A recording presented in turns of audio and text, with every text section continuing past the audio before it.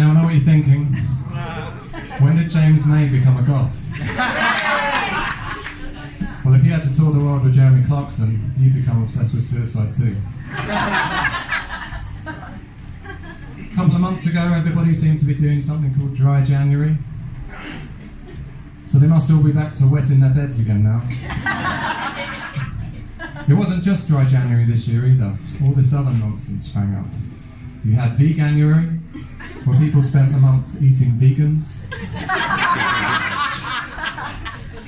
And the Labour Party got in on the act, starting Banduary, where they banned Jews from their party.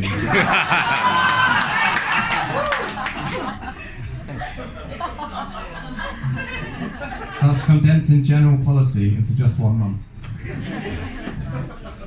But I'm also embracing change, trying to be more humble, start giving money to people on the street. I mean, I do expect them to shine my shoes in return, and be a receptacle for my spit, but still. So yeah, I'm trying to be more humble. I've started cleaning up my own toilet smears, instead of having the cleaner do it. I say cleaner, I do of course mean my wife. That joke is dedicated to International Women's Day. Hey! I've also picked up the classic English habit of saying sorry all the time, even when I've done nothing wrong. I mean, manslaughter is effectively accidental death. It's not murder. So as you probably guessed, I get drunk most days. That's because I'm a property analyst. It's not an exciting job. People call me spreadsheet wanker. Well, that's mainly my mum. It's not easy getting excited about numbers on a spreadsheet, but eventually I do come.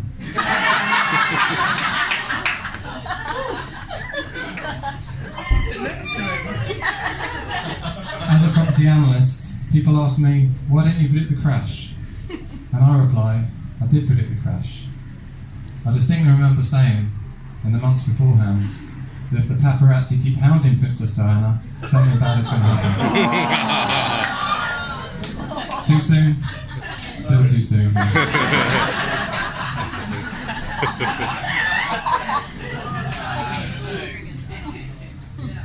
Egg mayonnaise is one of the country's most popular sandwiches. And it's a strange concept when you think about it. I mean, mayonnaise is made of eggs. So it's eggs covered in egg juice. If you want an analogy, it's a bit like me lying on a bed, drenched in my father's semen.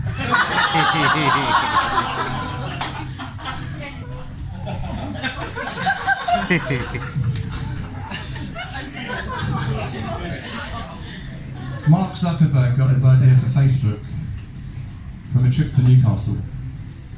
He was inspired by an entire community wandering around, liking their own statements.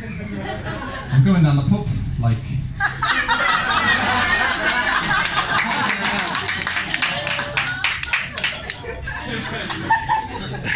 Jackets are for puffs, like. They even like their own misfortune. The shipyard's closed and I've lost my job, like.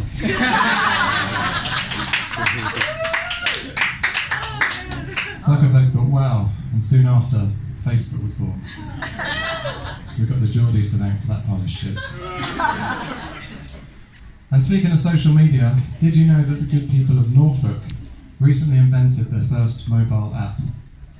It's called Cousinda, a dating app for cousins. And it's completely revolutionised life out there. I mean, now people are actually leaving their own farm to procreate.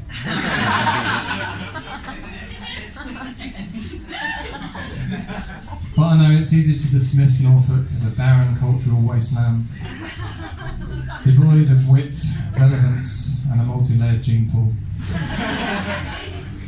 But did you know, for example, that the country's finest piano players are all from Norfolk? And it makes sense, actually. I mean, just think how good Mozart would have been if he had 12 fingers.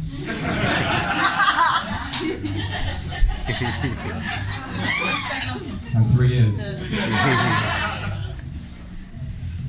I stopped buying dirty magazines when I found out you could sit in the swimming pool viewing gallery for £1.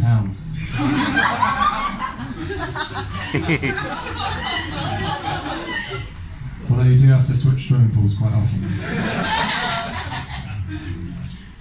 Now at the start of the show I likened my appearance to a gothic James May, but I've had other likenesses over the years. About 10 years ago, on a trip to India, when my hair was longer, my face was paler, the locals shouted, "Michael Jackson" at me. Admittedly, I was lying on a bed surrounded by kids.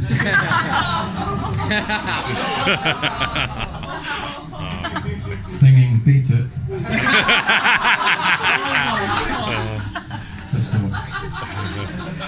So anyway, I'll leave you with that image. I've been mortlake. Thanks very much.